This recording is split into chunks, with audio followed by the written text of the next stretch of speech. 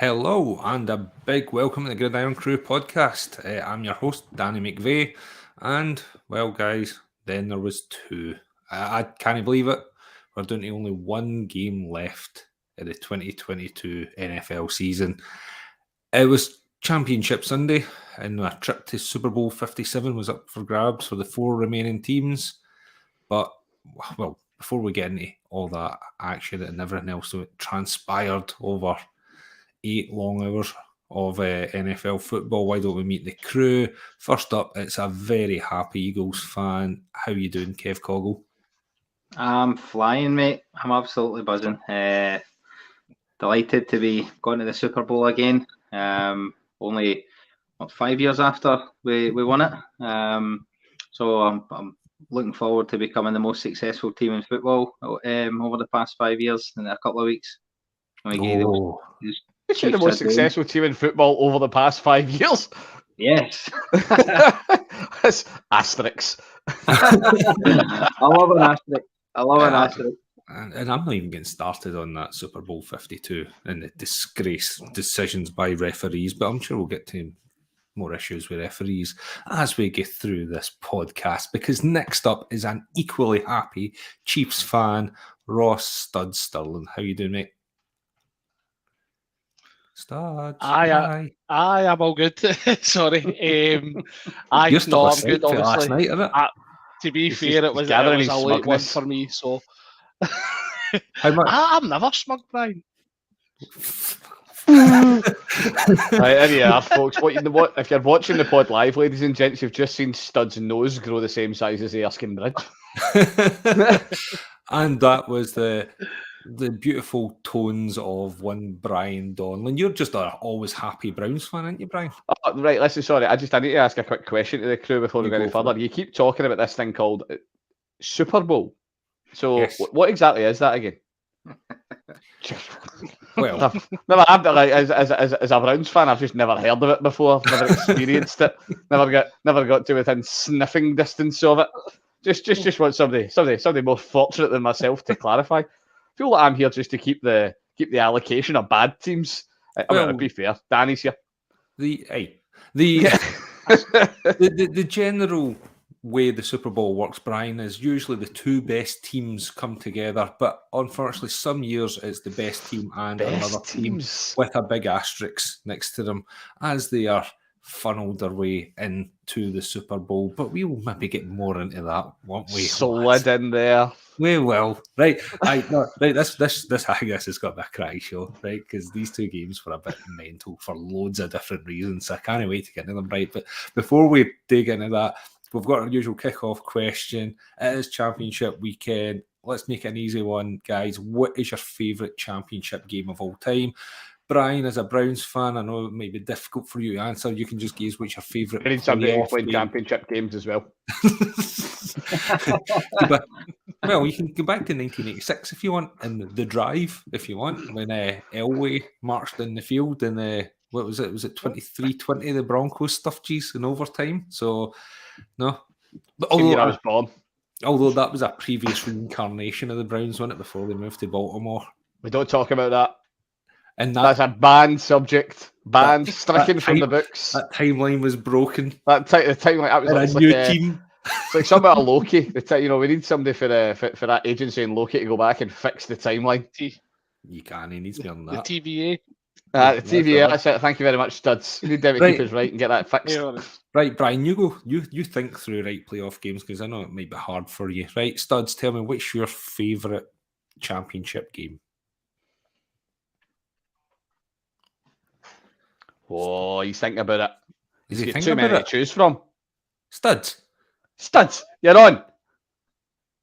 He's stunned. He's vanished somewhat. He's clearly shows you. See, when you're a glory hunting fan and you only follow a team to be successful. Again, did you? To be fair, have you got? I really remember that really stuck out in my mind. Have you got that sleep apnea? Thing you just up to fall asleep mid sentence? What the fuck's going on? Narcolepsy is obviously a big problem in the Sterling household. I think my other is freezing, so I'm kind of as I say, I don't know what is going on, but I've got a couple that I remember. You go for it. And now, unfortunately, one of the first ones that sticks out in my mind is the Mariota helmet catch. Continue. yeah. Tell us what it means to you, Studs. Right, Studs. I don't normally like grade folk in their persuasive talking, but Studs, you're getting it best a D. Like, come on, mate. Aye. Right, Studs, we'll come back to you, right, Kev? What about you? Come on. Studs, you fix your internet. Mine's not very imaginative or thoughtful. In my short time as an Eagles fan, I would have to say my favourite was last night. I mean, I've only been watching Eagles now for about seven years, and even if I was going all the way back, what have we got? 4 victories now in championship games. So I wouldn't have too many to choose for in any case. Yeah, I know. In fact, Brian, just to come back to you and your question about the Super Bowl. Before I started supporting Eagles, for me, the Super Bowl was an excuse for a piss up in early February. You might be familiar for that reason. See, Kev's talking my language. This is a man who understands the struggle of a Browns fan. Yeah. So that's what it is. That's what it is for you. So yeah, last night was mine, but obviously I don't want to talk about it any more than that because we're going to get into it soon, anyways. We'll deep dive. We'll go in all the way right up to the hinge. Right, Brian. Right before we go into anything else, right? Comment on YouTube, on Twitter, MD. Let us know what your favourite championship games are, and we'll bring them up and we'll talk about them as well. So yeah, please get involved if you can. Studs, have you fixed the neighbour's Wi-Fi yet? I've connected the Ethernet cable for the Wi-Fi into the actual laptop, so hopefully it shouldn't be pausing anywhere. Right, helmet catch, but it's not that helmet catch. So come on, don't freak me out when you mention that. No, it wasn't that one. I've been on both sides yet. I remember Mariota coming into Arrowhead, bouncing a pass off of one of the Chiefs defenders' helmets and catching it and running it in for a touchdown to absolutely kill us. I think that was a divisional rather than a championship game. But then I've had the ecstasy of watching Stephon Diggs have all the confetti coming down in Arrowhead saying that he didn't want to feel like that again. But funnily enough, he's never beat us in the playoffs. Was it 13 seconds? Is that your favourite, the 13-second game? Well, see, I was going to say the 13-second game, but that was divisional as well because that was the Bengals beat us last year in the championship. Yeah, that's right. I knew that. I just wanted to hear you say that the Bengals beat you in the championship game. So, sorry, let's continue. So, I mean, we've had 2 out of the last 4 that we've 2 good ones out of the last 4. So we had the Titans where we had that unbelievable Mahomes run down the touchline where he's tiptoeing and turned the game, which was just unbelievable to see. And then obviously you had the year after where we beat the Bills in Arrowhead as well, and I beat them pretty comfortably and handily as well. Didn't look in any danger. So as I say, for me, probably that Bills one was probably the standout one, just because again, Bills were coming on like a steam train.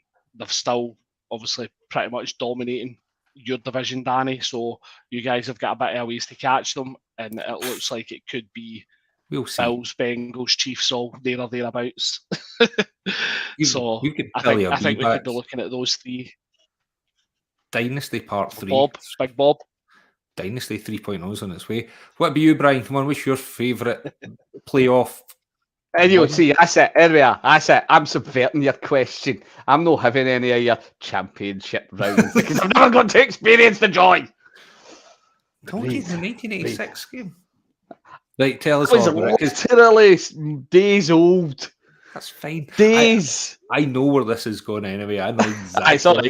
So we're going to go back in time. We're going to go back in time to the day after Brian's birthday. Talking about days when Brian was born, the 11th of January, 2021.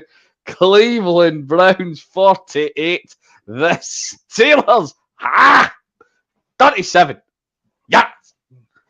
We don't play often in the playoffs, but when we do, we get to watch the Steelers throw balls miraculously far, but backwards. over their own quarterback. Over their reasons quarterback's head. that no, like, hey, see, to be fair, that was a great pass for that centre. It just the wrong direction to the wrong team who turned it all the way in. Yeah, no, that's like Play the game or something. I've seen some great playoff games, but there's nothing quite like watching your own team in the playoffs. As I say, for the Browns, it doesn't happen all that often. So when you get to the playoffs, finally, and you then get to give one of your bitterest rivals a cuffing, it is one of the most glorious experiences of my entire NFL watching history, which admittedly isn't all that extensive. So I hope for many, many more excuses to get into this thing called the postseason, which again I've heard many people talk about and only ever actually seen once. See, every year's a new year, Brian. We start a new season with new hope, and then by sometime mid-October, that hope is dashed. But we start the season with hope. There's two games I want to bring up because I think they were. Well, there's sort of three. Look, whenever I think of like great championship games, there is the catch. 1981, Joe Montana to Dwight Clark, that 8-9 yard, and that's really kicked off that the Niners and kind of ended the Dallas Cowboys reign. So that one's always worth mentioning. But the ones that I've experienced more since I've been in the last sort of 20 years was the 2014 NFC Championship game, where the Seattle Seahawks come back from a 16-point deficit. They had the Green Bay were absolutely trailing them, but what a finish to the game, where it was was it the onside kick? I forget who it was, and it just bounced off the Green Bay defender's helmet, and they managed to recover it at the last minute, and Marshawn Lynch ran it in, and then they finally went on. I think they went on to win it. I think it was a Jermaine Kearse touchdown in overtime to win the game. That was nuts, that game. So I think it was like Packers were still winning like 19-7 with like 4 minutes to go. It was an absolute nuts game. I highly recommend go watch the highlights on YouTube. It's mental. But the other one, studs, I need to bring it up. Brady Mahomes in Arrowhead. But to be fair, the only reason why I bring it up because what a game that was. That was football at the very highest level. It was just unbelievable for both sides. I remember the Pats really put the shackles on the high-flying offense in the first half and really get going. And then bang, Andy Reid and Mahomes just did what they do and goes into overtime. We win the toss and we convert 3rd and 10 3 times, I think, in that drive to finally get down. And I think it was Sexy Rexy Buckhead. I've got an asterisk on that one. He didn't convert on 3rd and 10. Justin Houston was standing lined up offside to fucking kill the play on one of those 3rd and 10s. I'm sure it was Justin Houston. I thought it was somebody else. I've got somebody else, man. But no, at the end of the rules, that's where he goes. It was quite clearly offside. Listen, it was he lined up offside, and it was a mistake that will haunt that player for days. I'm sure it's the boy that's at the Ravens. Is that not Justin Houston? I forget. I'd need to check. I'm sure he was at the Ravens this year. He got a couple of sacks, but it's not him. It's some. I forgot. Right, let's move on because we can spend the next. Anybody's watching it can fill us in that one. Please feel free. I'm checking to the Google machine. But that was the highest order. That was Gary game was 37-31. It finished in overtime. That was Pat's MVP season, I think. It was. Which again, you must be worried with studs. I don't know. I want to bring this up in the next couple of weeks, but there is a big stat about MVP winning MVPs and how often they win the Super Bowl. I think it's like 0-19 or something the last time. It's not happened since it's 70. It's something daft like that. I'm just making up. I read in the just making up stats again. You find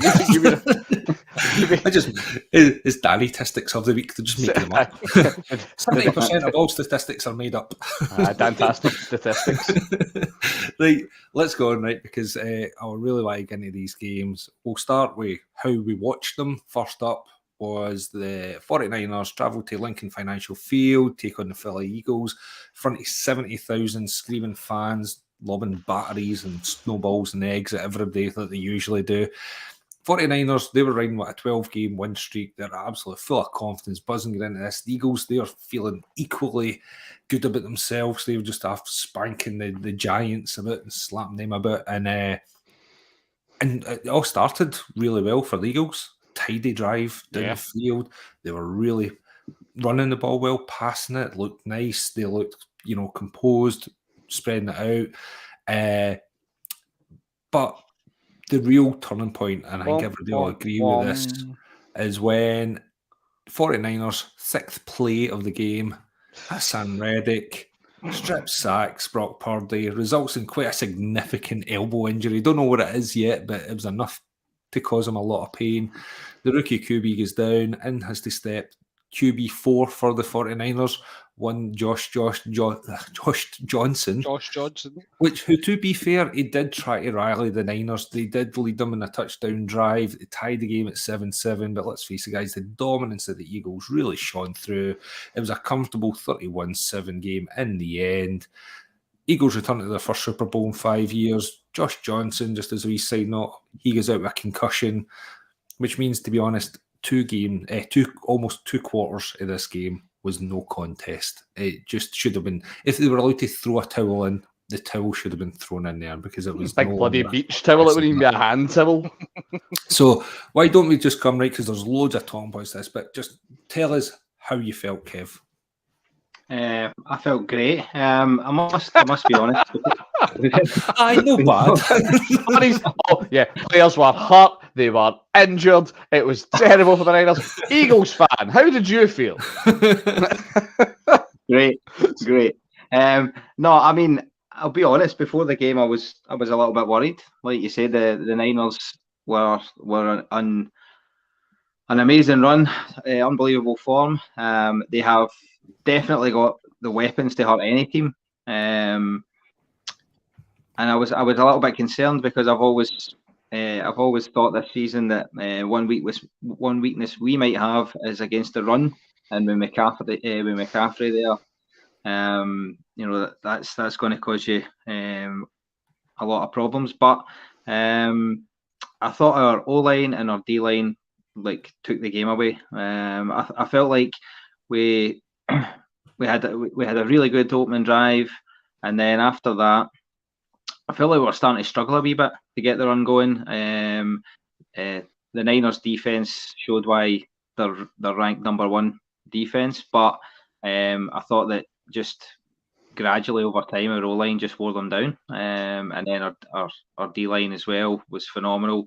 Like you said, caused the injury to Purdy, and Johnson as well. And Johnson. Again, got to both of them. And that's that's what happens when you don't protect your quarterback. I feel like we just delivered. I think that a lot of people this season have been waiting for us to come unstuck, waiting for us to kind of run out of steam or to get found out. And I just felt like we just went up there and delivered exactly what we can deliver. And I'm absolutely delighted with that. Brian, did you learn anything from this game, or was it due to that injury of Purdy? It was a non-event at the end of it. Did you watch it and learn something new about the Eagles, or again, was that non-event? Eagles are still fundamentally untested the whole year. Sorry, Kev. Listen, we were talking about the chats and stuff the other night. I like watching the Eagles. For the bits I've watched them this year, they've been really good fun to watch. I'm not going to say they're a one-man team. That's ridiculous. But you take Hurts out of that team, and they become wildly less effective. But then again, you could say that. Well, you should be able to say that about any team if you take their starting QB out. But then again, the Niners were on. Let's not forget what we all love talking about Big Cock Brock, but he is the 3rd quarterback that they were on for the year, and they were still doing well. The Eagles lost Hurts for two weeks and lost twice. I genuinely don't think the Eagles have actually played a good team who are playing well all year.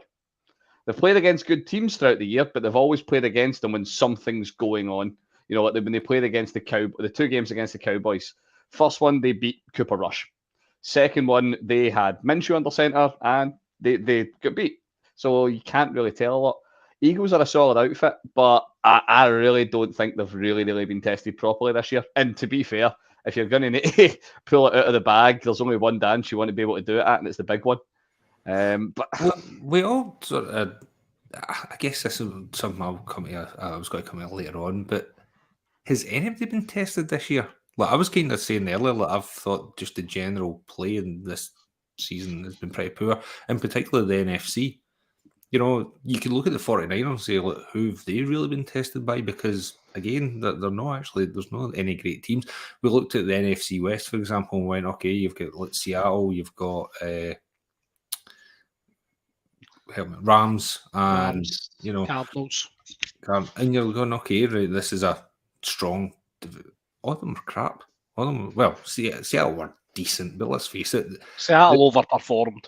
Exactly. Yes, they were a decent team. So I kind of get where you're coming from, Brian, but was that not just generally the whole way the sort of season has felt for a lot of these teams? Look, there's been a lot of teams. There's been a couple of teams who've, like Seattle, really overperformed. But I think there's been more teams this year that have wildly underperformed. You know what I mean? Look at the NFC South. It's an entire division of underperformance for a whole year. But yeah, no, listen, Kev, I'll save you even having to say this one. It's any given Sunday, and you can only beat the team that's in front of you. But it does, you know what I mean? Where you need to judge somebody based on the quality of the opposition. Yeah, well, I think yeah, well, when you look at our division and how strong that was this year, first of all, winning it, getting the number one seed. I mean, even like you're talking about playing somebody when they're playing well. The Niners were on like the best run. But they lost two quarterbacks. It was quarterback 3 and 4. Yeah, and how many games had Purdy played? Exactly. Yeah, but he only played 6 snaps of yours. So, yeah, don't know. If Purdy went down in the end of the fourth quarter, totally. You know what I mean? You can't argue at that stage. But he didn't. He went down, 6 minutes? Was it even 6 minutes into the first quarter? Well, that's like I said. That's because we got to him. I listen to be fair, you can't take it away from Eric, and it says a lot about a very, very odd defensive coaching decision. Offensive line coaching decision to put a tight end up against one of the league's premier pass rushers, which, you know what I mean, you reap what you sow in that case. But it seems to happen more often than you'd think, that sort of decision. I would get it. Maybe it's just trying to be a chip play, but yeah, that was I don't understand that as well. Was it Kittle that was on him? No, it was the other tight end. The other tight end. I'll need to check. I'll find out what his name was, but it was the other one. But so, let's keep focusing on the Eagles and what they did well, right? I know there's a few things coming up, and we'll get to them. But yeah. I guess what Kev really touched on there, Studs, is about the trenches. That O-line, that D-line, especially that D-line's got to be one of the scariest in the league. I think they're over 70 sacks for the season. They had 4 players, I think, all the way 10 sacks or more. Reddick, we know about. Fletcher Cox is in there. Sweat. Sue's in there. Sue, Graham. Brandon Graham, aye. So it's just talent just across the board. I guess where I'm going with this is that where it was won and lost. Like, as Kev already alluded to, it wasn't like, Purdy was a non-contact ACL blown out or something like that. He get beat up by a pretty handy team. Aye, well that's exactly it. I mean, Reddick got to him, ultimately caused the injury on his throwing arm whilst he's trying to throw it. Ulnar collateral ligament. Exactly. There you go. Sounds like a drink I had at the weekend. But he's ultimately Reddick got to him. Reddick's had, I would dare say, probably his best season in terms of sacks and quarterback pressures, because it seems like anytime you're watching the Eagles, he's disrupting the game in some fashion. Do you know what I mean? Off that edge. So he is certainly been unbelievable. And I know we spoke about with Chris Jones and things like that in terms of, I think they're actually similar in sacks. I think Reddick's maybe got a half sack more or something like that over the regular season. So it is one in the trenches. Do you know what I mean? You just need to look at even their offensive stats. They've won it in the trenches here as well, because I think Hartsell had to throw for like 121 yards, and they rushed for around about 150 or something like that. Do you know what I mean? So they didn't really need to pass the ball because they were having success on the run game, and they got them. The Eagles done on Sunday what they've done all season. They've got themselves into a lead, and then they've coasted. They've not had to do anything spectacular. They just beat up teams, though. They're just tougher. They're just stronger. They're just bigger. They're just badder. You know, and that wasn't a 2-bit O-line they're going up against either. You know, it was just great scheming. They made them look like a 2-bit O-line, and I mean that as a compliment, but they did. I think by the end we made them look like a 2-bit D-line as well. I mean, you're talking about the best D in football.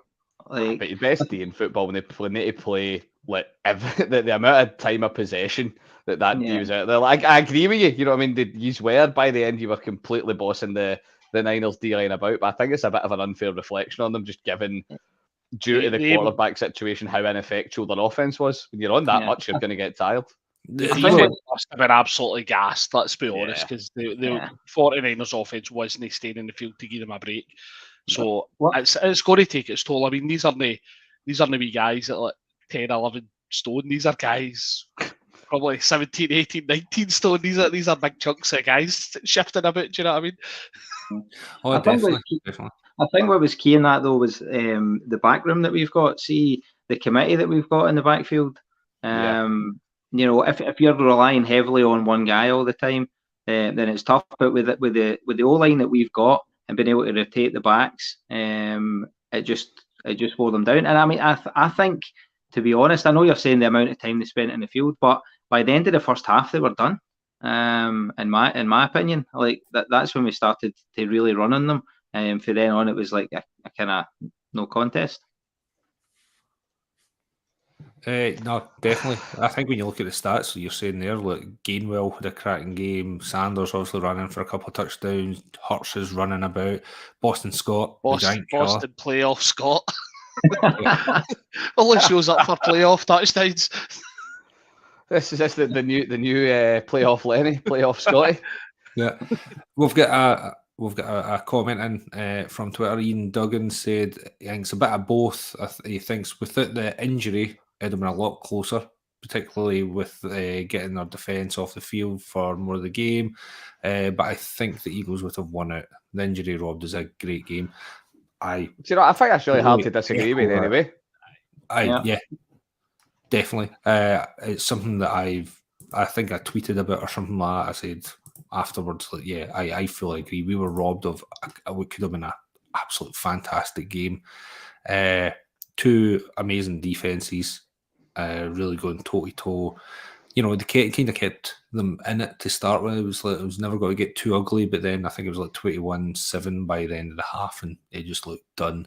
As I said, and then particularly when Johnson goes out, you know, they're putting in Brock. They're putting in Brock Purdy, who cannot throw the ball. They already know that. So what are you doing?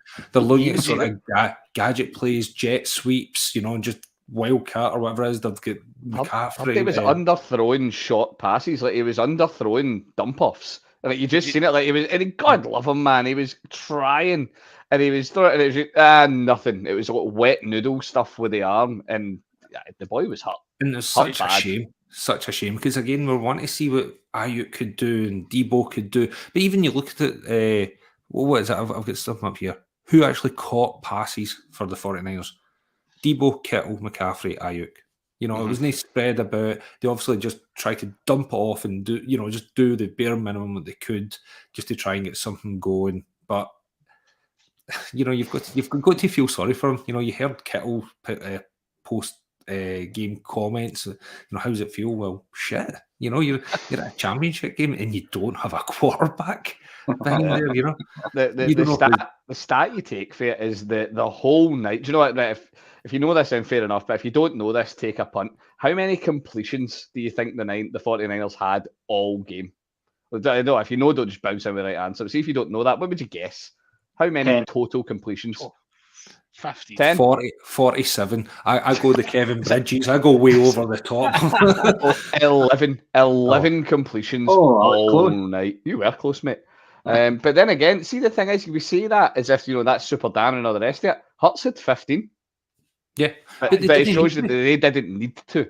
You don't That was need a big to. difference. Why, when it gets into the second half, you can afford to go on a 7-minute drive of just running the ball and, but you walk off with 3 points, it doesn't matter because fine well they're not going to actually be able to march the ball downfield. They can try, they can get bit plays and dump it off a few yards here and there, but, it's not going to be a bomb 50 yards down to Debo running deep or Ayuk or Kittle, however it might be. You're relying on these guys basically getting the ball in the line of scrimmage and getting just yards after the catch. And that's why you're seeing like the playmakers in there, the elusive people in there.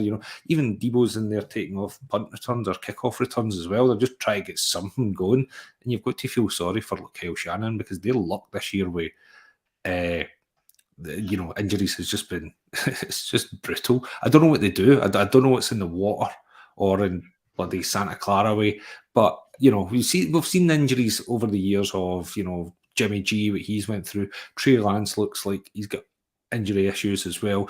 We've seen in the past when it was why do I always forget their names? The other quarterbacks, they've got Nick Mullins and the other one, CJ Beathard and stuff. Having to rely on these guys, and it's obviously. I'm just shocked that CMC made it through to the end of the season without getting injured. No, he didn't. His calf was wrapped up. I don't know, his calf has. But you know why that is, though? That's just to piss everybody off next year whenever they draft some first overall. And fine well, he's got to get injured in the first game. I was going to say, the second pick or something, Danny, so it could be you. Could be. Tempting. I'm not talking about that. Right, there's a couple other things I want to bring in here, right? One is the total lack of discipline that ended up going on. And you could really see the frustration coming out in the 49ers, couldn't they?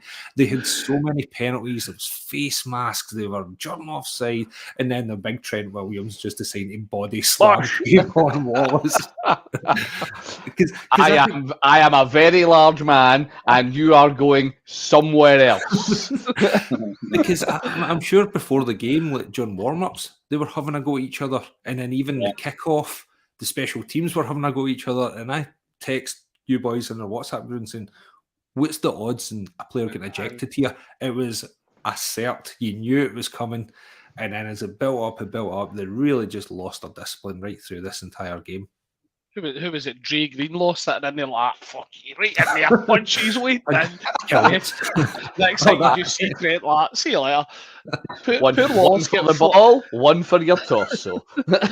Poor Wallace get flung out the game for getting flung out of the actual scrum. It was like. Fair play to him. Like, he get body slammed, chucked about like an empty trackie, but he still get back up and was trying to land punches on a helmet. That's the one thing I never get with American football fights. Why are they punching helmets? Punching helmets. CJ Gardner-Johnson gave when he was at the Saints. I'm sure he done it against the Bucks 2 games in a row. He was swinging punches at somebody's helmet, and I'm like, you're going to break your horn before you're going to actually hurt them. Was it him and Evans? They absolutely hated. Was it they two? You see, boys, the real trick is to swing helmets at people's heads. Exactly. I was going to bring that up. See, that's a thinking man's move. That's what that is. Work smart, not hard. Exactly. Use the tools you've got at your disposal. But right, we can get back to another point here. I think it's worth mentioning, just because why not?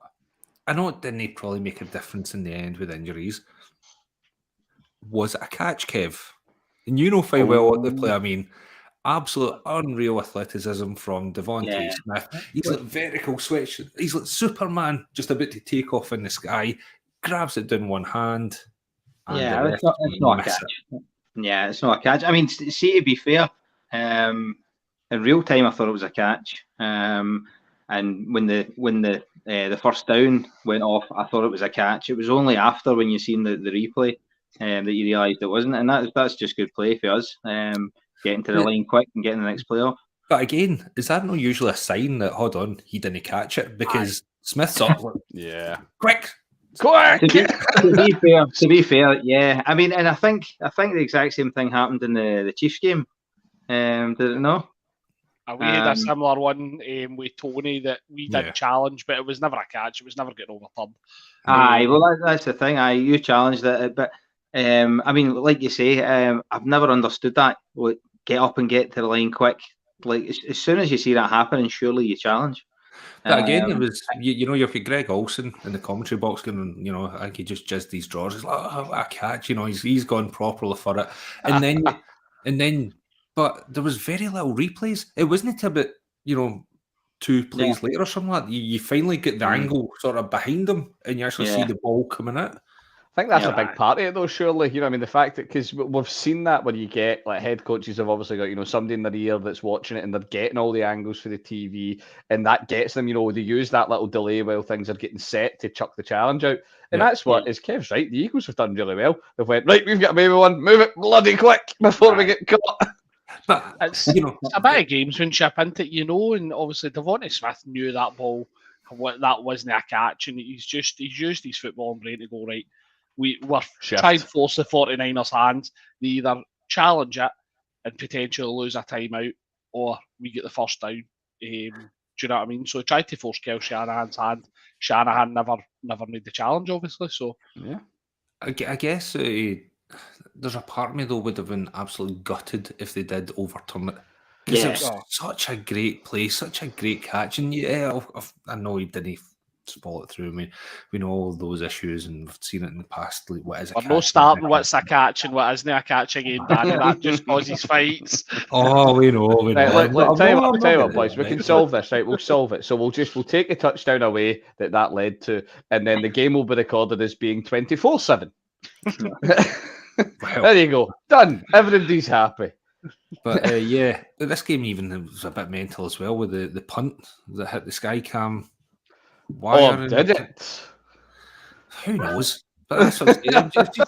These games were just again batshit mental. This one in particular, and I've got to say I am gutted about this one, because this is what game I was really looking forward to, and then sort of by about 9:30 on Sunday night, I'm like, it's dead. Can we hurry up to 11:30? The next one on. Aye, I certainly won't disagree that the injury ruined what could have been a great game. That's no doubt. But I think we win either way. So, did you hear Brock Purdy's interview after it? To be fair, I mean, how despondent and dejected he sounded when he was talking about. How would you feel, man? No, I know, and it's that way when he's talking about the conversations he had with Kel Shanahan when he was going back in. Yeah. And he's talking about, look, if we're going to have a completion, you need to make it a short one. He's like, because I can't get it downfield if you don't mind, and things like that. It's just the ways. Please don't ask me to throw downfield. I really can't do it. Can we make something short, please, coach? Please. And it was. You feel real bad for him. I mean, he's putting his body on the line. He's on a rookie contract, and if he went back, well, he obviously did go back in, but if he got a bad injury when he goes back in there, it could end his whole career. You never know. I mean, so crazy. Well, if Reddick got to him once, Reddick got to Johnson once. Well, I don't know, I got to him more than once, but you know what I mean? He got there big on both of them once, so the odds of him getting there again is really high. The Eagles' defense has been excellent all year, so they know fine well that Purdy is limited to short passes, so the defensive game script at that point just writes itself, and you give that to an excellent DC, an excellent defensive unit that Philadelphia have got, and it's predictable as anything else at that point, sadly. Why do you think Jimmy G wasn't there? Do you think he wasn't ready, or? That's one that, he had a chance for the Super Bowl. I don't think he had a chance for the championship game. He seems to be enjoying himself on the sidelines, right enough. Looked like pictures of a big smile. No wonder the money he's made for being QB, I'd be smiling as well. Wonder what porn star he's been home to. All of them. The cheeks off. All of them. Right. Anyway. Kev, you're a happy Eagles man anyway. Fly, Beagles, fly. Oh, and just right, since I was starting to sing the Fly, Beagles, Fly song, 2 points about singing. Nobody can sing, apparently, in Philadelphia. The national anthem was Oh. that was a bit searing ears. And then her singing your war song or whatever it's called. That was funny though. That was a good time. It was funny. It was funny. I mean, it was terrible, but it didn't matter how bad it was. Like nobody was couldn't wipe the smile off our faces at that point. It's a bad day, Danny, when us lot stumbling about London singing it sounds better. Like, and it definitely sounded better than what Hearts done. I'm definitely going to try and get them to change their name to the Beagles, though. I think that's much better. I've got to make that a thing, surely. Sounds Use your threatening. contacts. Right, move on. And just one other thing, we've not mentioned him, but that O-line, Jason Kelsey, absolute first round Hall of Famer. He did an absolute crying game. Gimme. Just those, those quarterback sneaks and stuff like that, they're just textbook. He just absolutely manhandles defensive lines all over the place. I thought he was superb. But studs, brace yourself. We are about to start talking about your team. The asterisks. The asterisks, right? At the end of the day, this one had been boiling away all week. It was definitely shame up to a bit, an absolute classic. We're all hearing about Burrowhead and Mayors and things like that, right? But Joe Burrow, paternity tests. that's it. So Burrow and the Bengals, they're travelling down to Arrowhead, take on the Chiefs again. They're there. It was a repeat. They were saying as last year's championship game. Obviously, we've seen the Bengals win that one. They went on to the Super Bowl. Kansas obviously banged up. Loads of injury concerns in this game. Mahomes dealing with a high ankle sprain. Kelsey's apparently dealing with back spasms all week. But really, this game, the main play, we've got to talk about it. 17 seconds left remaining, fourth quarter. Mahomes is hobbling about with one leg. He's like, it's not his usual shimmy down the sidelines. He's like Winston for still game walking down the street. Shut it, Tadger. He actually does a point as well, to be fair. See if you rewatch that play, he does a point. Shut it, Tadger. Anyway, that's where it was going. This one was heading to overtime, but Mahomes did what he always does. He made a dash for it, picks up, just try to get some valuable yards just to try and get in field goal range. Defensive end, Joseph Osai. Flagged for unnecessary roughness. Oh, you gotta feel bad for the boy. Out of bounds. He just goes a wee bit too heavy and sends him flying 15 yards, tagged on at the end of the run. Harrison Butker, for all his problems this season, straight as an arrow, right down the middle for 45 yards, field goal. Chiefs win this one 23-20 and are heading to Arizona to take on the Eagles. Studs, take it away, my man. I think there's only really one way you can start this one, and it's you gotta fight for your right to party. Where's the mute I know button? you love Kelsey.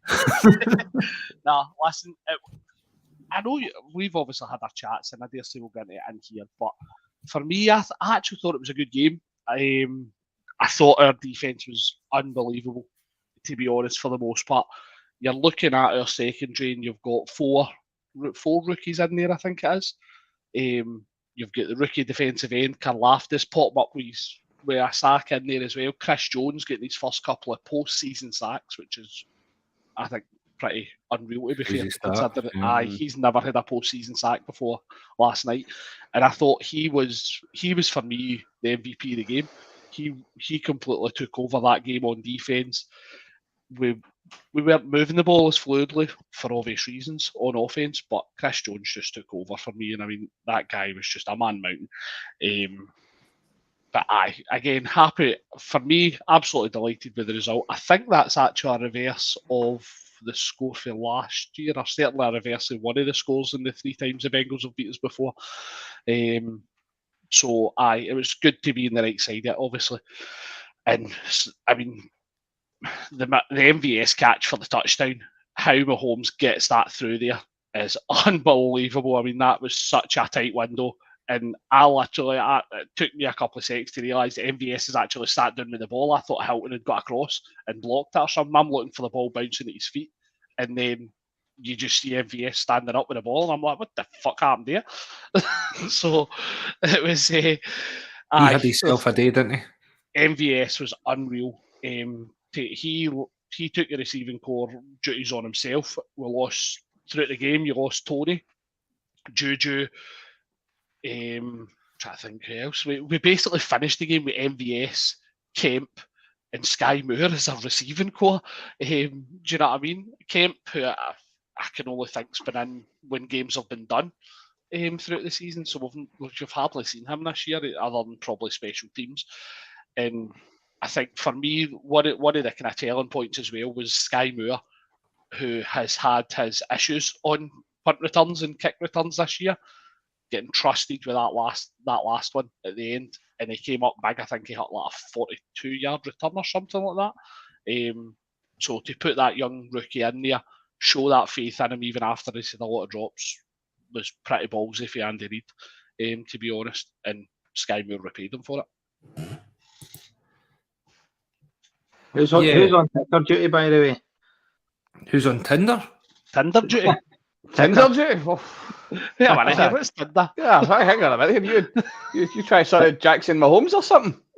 Oh, ticker duty. I've just noticed that it's still saying 49ers Eagles. Oh, sorry. Oh, ticker. Oh, Danny, letting it side down. Is that better? Do you know? I'm only going to say one positive thing about KC. So enjoy it, studs, because after this you're just getting leathered. So the only bit, and do you know, I can't believe I'm about to take a lift from Colin Cowherd of all people. So you know, what I mean, it's a dubious source, but the Chiefs had more yards, more passing yards, more first downs, more yards per play, fewer sacks, fewer turnovers, more time on possession. So a lot of things for the box score do make it look a lot like, well, it makes it look like KC should have been more comfortably in control of the game than they were, and they shouldn't have needed some zebra-related assistance. Right. Well, before we get into that, we were on course to actually probably take extend the lead, I will say, and then that crazy Mahomes fumble where his body's moving quicker, or his brain's moving quicker than his body, because that ball just comes flying out his hands, and Bengals were on it in a flash, and we were already in Bengals territory at that point. I think it was 1st and 10, and that was where we were starting to move the ball well, and obviously it was a fumble. So before we got into your alleged zebra-related incident. No. Before we get into that, right, there's a couple other things, right? So first of all, Quick Ben 67 on Twitter gives a thought of the game. Mahomes only needs one functioning leg to be the best QB in the league. Well, you've definitely one person on here will agree with you. It's hard to disagree with that. I would like to see Mahomes with an actual peg leg. Mahomes to actually be one step face the game. I don't want to like lose a leg and become an amputee. That's a bit dark. But you know, maybe just one of the ones like you did when you were a wee guy. Like he just ties his ankle, you know, around his thigh and puts a peg leg below the knee and just plays all the Super Bowl like that, just to get it run every day. Win Super Bowl MVP literally on a peg leg. Right. Back to the game before we start talking about controversial things. There's a few things that I really noticed in this game, and it's basically going back to what we just spoke about the Eagles in the 49ers game. This was one in the trenches. Again, that O-line is unreal of Kansas. You know, we were saying before that, you know, you're laughing at and that O-line of Cincinnati is also unreal, but a very, very different kind of unreal. Like literally, it isn't real. It does not exist. I could get through the Cincinnati O-line. It's like that meme with the wee old guy or the Ross. Honestly, all 5'9" of me could beat that O-line. And again, there's a certain amount I do feel sorry for them, because they obviously went out and tried to readdress that. They obviously had a terrible line last year. They went and rebuilt it up. and absolutely plagued by injuries. And Joe Burrow's back there running for his life. I think, wow, how many sacks? He was only sacked about 5 times or something. I think actually sacked 5 times for 32 yards. But I think the amount of QB hits, hurries he was getting, he was constantly under pressure. Like say, you've got Frank Clark in there, you've got Chris Jones in there, you've got Carl Loftus in there. Spags is just dialing stuff up, just throwing absolutely everything at him, and he's running a bit for his life. He couldn't really get the momentum in there. Some of his best plays were coming in 3rd and 4th downs and stuff like that when he's trying to, actually pick out Jamar Chase. And a couple of times they were getting the better of them, that young secondary you're saying, Studs. Cook could a couple of plays he could have done a hell of a lot better on. 100%. But you could really get that's a rookie going up against an absolute stud receiver and a QB like that. And then the other side of what was, as I say, I love the O-line. I think again after the Bucks Super Bowl, Kansas, went out properly readdressed it. Unfortunately, took Joe Tooney from us, another Pro Bowl, All-Pro right guard. Who else you get in there? You've got Orlando Drafted Brown. You've got Humphrey that Creed year as well. Humphrey. Just rebuilt, and and that was a big thing. I think again because. Imagine you had that whole line for a few years ago and Mahomes with half a leg. That's not going to end well for you. But he knew fine well, now and again, he had time. And even if it's just dumping the ball down, he knows he's always got to get to Kelsey, a wee chip on the line, block, and then find himself in that soft zone, just as everybody has sort of has jumped in front of them. But no, that's to me, that's the strength of that team right there, the trenches. I think you've seen that probably more on Sunday than what you've seen the rest of the season was the wee dump offs. Like Pacheco through the latter half of the season has obviously been seen as an angry runner, a power runner. He's in there just total smash mouth football. He's going to run it right into your face. I think he only had something like 30 rushing yards or something like that. Most of his work was done in receptions. So it was wee short dump offs. He was getting it wide and he was getting a wee dump off from Mahomes. And then he was, because of how quick he is, he was taking it and getting first downs or thereabouts on those wee short dump offs. So it's certainly something we've seen more of. The O-line, as you mentioned, Creed Humphrey, man, I've started to love that guy. I seen a photo of him on Twitter the day, him and McCall Hardman still in their Chiefs uniform. They've went into the stadium bar and just grabbed a couple of crates of beer and walking back to the changing room with it. So he's been unreal since he's joined us. The one frustration for me probably on the line was Wiley with that taunting celebration. Yeah. Right in the guy's face. Come on, but you've just made a massive play. You got flagged for it all day. You've made a massive play. I think it was in 3rd and 10. We got the first down. I think it was maybe 25 yards and we lost 15 it because of just utter stupidity. And I think Andy Reid was doing his dinger as well at that one. So that's probably one very minor frustration. And you can't be doing that. You do that against teams more often than not, you get punished. No, you're right. What was there was you're mentioning Pacheco there, which I think was a good point. It was something I noticed throughout the game is both teams, Brian, had a total, they couldn't run the ball. Nobody could run it. Burrow was the Bengals leading rusher with 30 yards. I want to stick a wee tracker on Burrow and just see like he's total yards. So see all those times he's running side to side and backwards. I want to know how far he actually went because I reckon he's got 1,000-yard rushing just in that game. I reckon he's NFL's lead rusher easily. That was probably just the first half, to be fair, because the second half they made adjustments. You know that way folk always used to say they want to cheat with their Fitbit to get their 10,000 steps. They want to like put it onto the Doug and let the Doug go for a while. I think that's like Joe Burrow. You give him your Fitbit and just watch him get chased. Pretty much. But again, even the other side of the ball, or even another Kansas City had Pacheco was 10 carries for like 26 yards, 2.6. Overall, Kansas managed 2.1 yards. 34 yards. Yeah. 34 yards total rushing offense for Kansas. And that's a 2.1 or whatever it is there. Joe Mixon, 2.4, averaging 2.4 yards a carry. That to me worries me if I'm a Kansas City fan getting into the Super Bowl, because to me, you've got a hobbled up Mahomes. They're not running the ball very well or very effectively. We just mentioned about just how good that Eagles D-line is. It's just, you want to be a well-balanced team. It helps everything, the play action, you can make shorter, third downs. It means you can go for it in fourth down if you're fourth and short. Is that worry, Studs, then, about their lack of ability? Or it's not even lack of ability, it's an inconsistency. Jet McKinnon wasn't really featured in this game very much. Pacheco wasn't running the ball very well. And obviously, I don't know, who else you actually run the ball? Rojo Get Rojo in. The rise of Rojo. Rojo was in for one carry to the effective state of 0 yards. That'd be why Rojo's not in. So hold on. Jet McKinnon had 1 yard on 4 carries. That's pretty impressive. We with Hardman been back, we were trying the jet sweeps and stuff as well. I think Tony might have even tried a jet sweep as well. Obviously lost those 2 guys to injury during the game. Hardman was the one I forgot. And by the way, it was D Ford was the offside lineman in the championship game. Yes, that's what I was thinking. D Ford. So just to bring that all the way back round.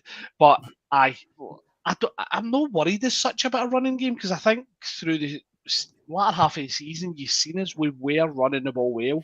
Obviously, we've not run the ball well last night, but we were getting success on the pass as well. I mean, Mahomes got 300 odd yards on the pass. So we were able to kind of move it. You might be relying on him. I'm not going to. No, you absolutely don't. But I do think Pacheco's shown us enough over the latter half of the season that, I mean, let's not forget, this is a rookie from the 7th round that we're talking about here as well. Or was it 4th round? I can't remember. It was your 4th. I think it was at right. You say all this and it's fair enough. Between 1st and 7. You say all this is fair enough. But right. And I'm not going to get into this because we're going to talk all things Super Bowl later. That's a job for another pod. But the only thing I'm going to say is okay, Pat can chuck the ball. There's not a big surprise. But you didn't have this man, Hassan Reddick, coming to leather him in the face. No, we had You're going to deal with that in the Super Bowl. Going to do Hendrickson and Reddick. Don't get me wrong, Hendrickson's a good player, but he's no Reddick. I think the Bengals defense is decent. It's decent. It's more than decent. But I think you've got Logan Wilson. No, of course it's not. But again, it's different challenges. Not every team's the same. We know that there's different challenges we planned for the Bengals, and now it's up to Andy Reid and Spags to start planning for the Eagles. Right, let's get to the crux of then, Studs. Let's get into it. Come on, robbery. The NFL is rigged. They wanted the Kelsey Bowl. I know it. You know it. The whole world. Everybody knows it. How many downs would you like Patrick to convert? Oh, keeping third downs. Another third down. On you come in. You get a third down. You get a third down. You get a third down. The one that was whistled. Your whole team. To hear him because of the crowd. Team had left. Your special teams were out. Listen. It's on the replay. It's there to see. The referees wandered on the park whistling. You actually seen it back on the replay. Did it make a big difference? No, because we punted straight after that, and a couple of plays after it anyway. So we punted again anyway. It didn't matter. The Bengals still got the ball. Of course it matters. The right decision was got to because the never heard of this thing called momentum. Thrashing the Bengals momentum. The Bengals doing everything they can to conserve. Doing everything they can to conserve KCs. I want to know Kev. Zebras on parade. Kev, come on, you tell us what you think. Are Kansas just a bunch of fucking cheats? I've got David Kansas. Ohio State. Yes. I'm going to say Kev's getting gasoline out for the Super Bowl fire already. That's that because I'm preparing my excuse for if we don't win the Super Bowl right now. Yes, they're a bunch of cheats and it's fixed. No, it's a conspiracy.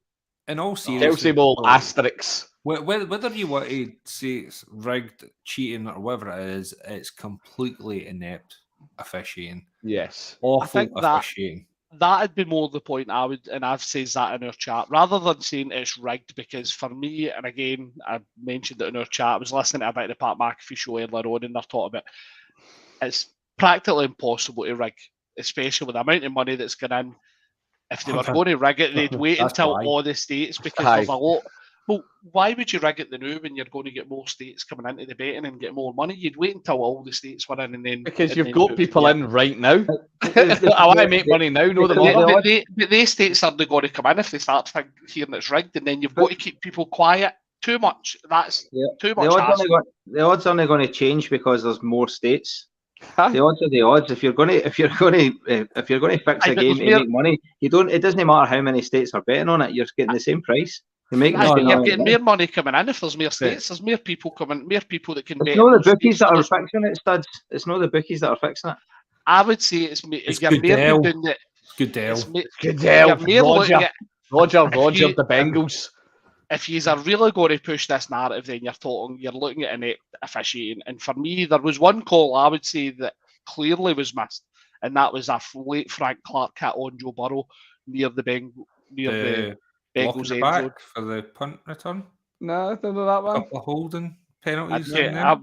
I know you mentioned it, but I genuinely didn't see that one. I went for a there he is. There he is. You sent me a video quite hard.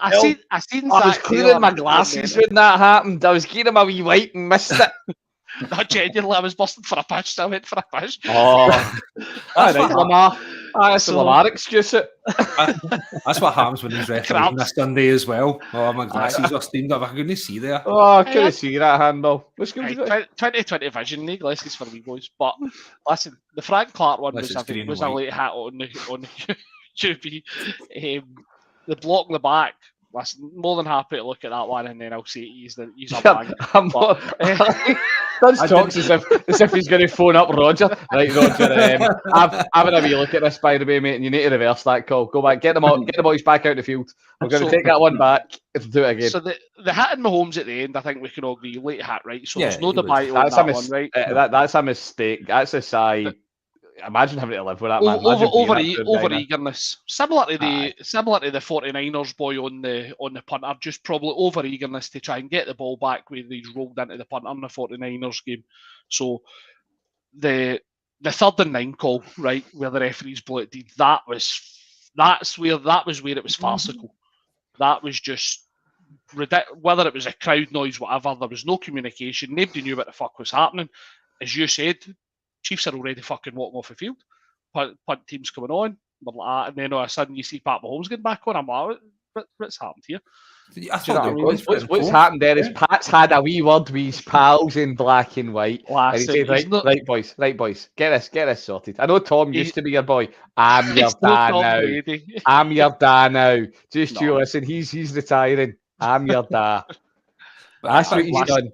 But again, just all seriousness though, like, I watched the game, I didn't think it was a particularly dirty game. And that's why when you see the Bengals with 9 penalties for 71 yards, it's like, well, I didn't think it was intentional grounding. I didn't think it was DPI on Hilton, I forget who it was.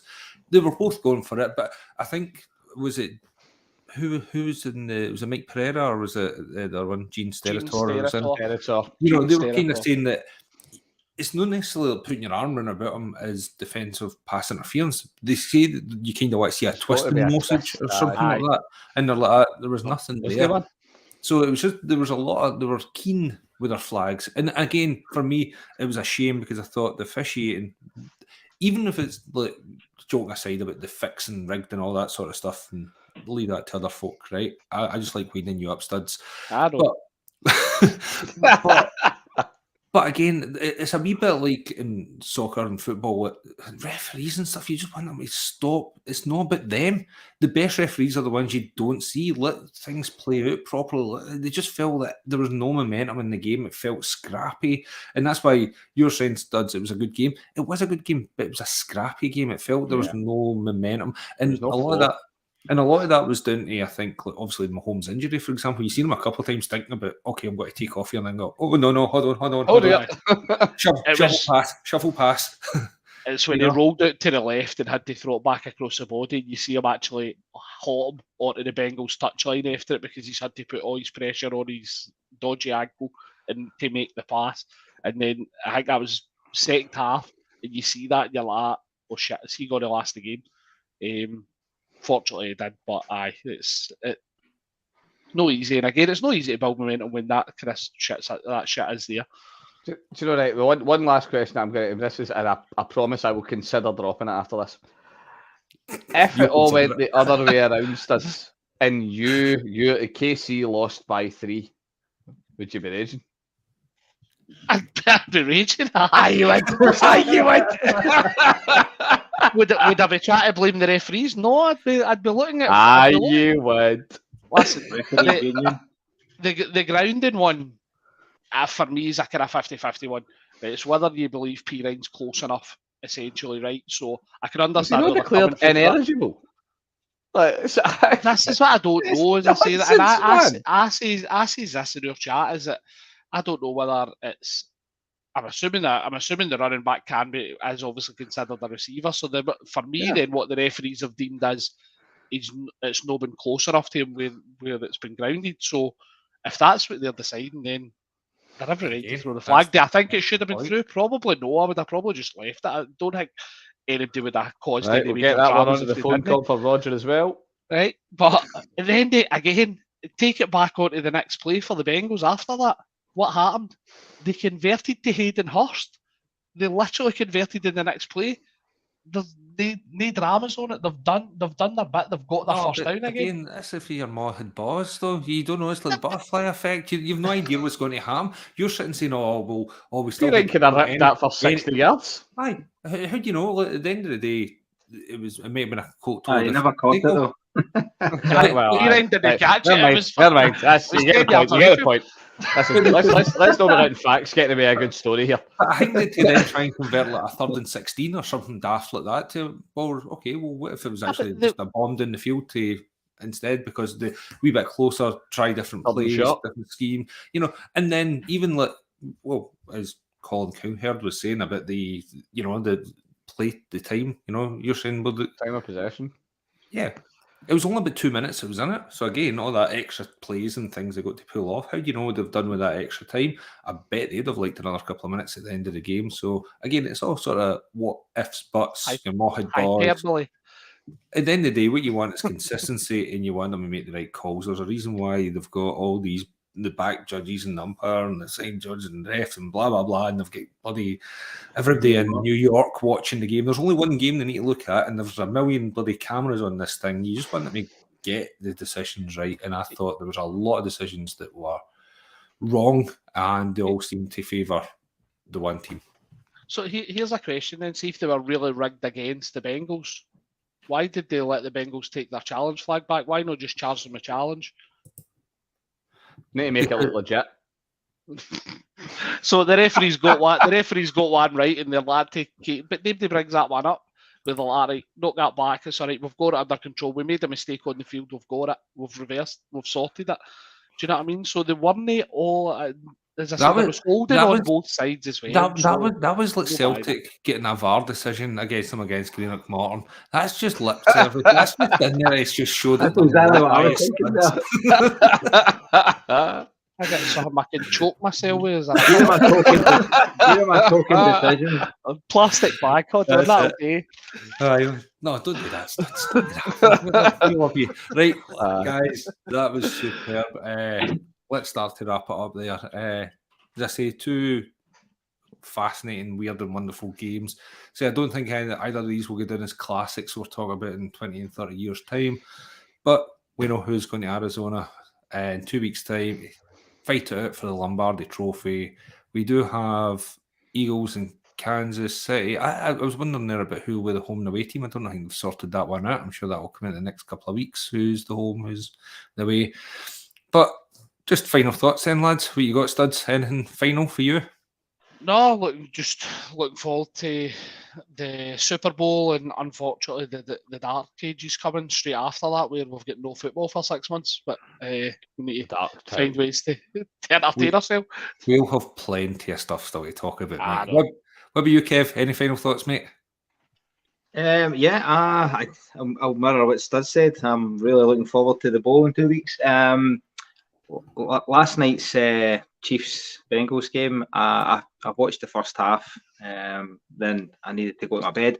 I thought at half time that I'd seen enough, and that Kansas were going to cruise it, and that they didn't show too much to worry about. I was really surprised that they only just scraped the win in the end after seeing the first half, because I thought they were really comfortable. But the fact that they struggled to get over the line gives me even more confidence for the game in 2 weeks. Yeah. Sorry, I'm having a bit of fun here.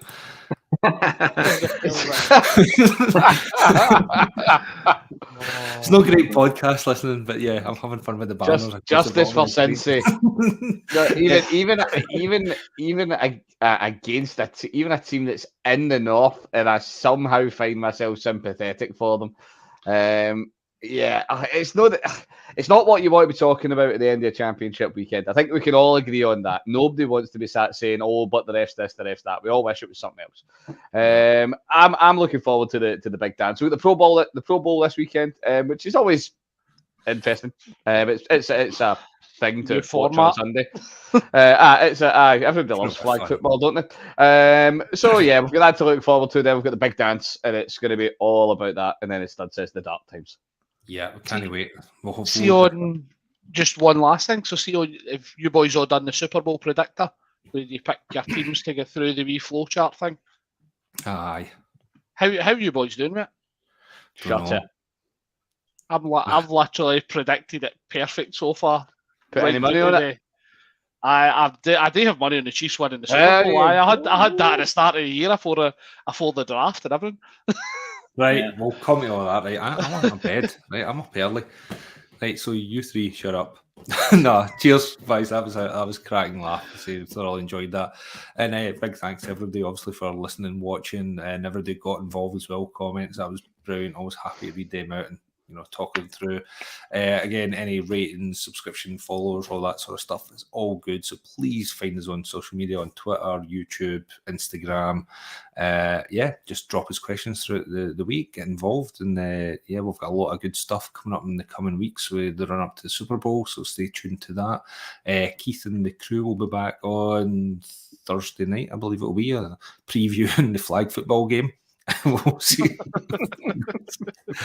That'll be great. But just take it easy, folks, and thanks very much for watching. Cheers.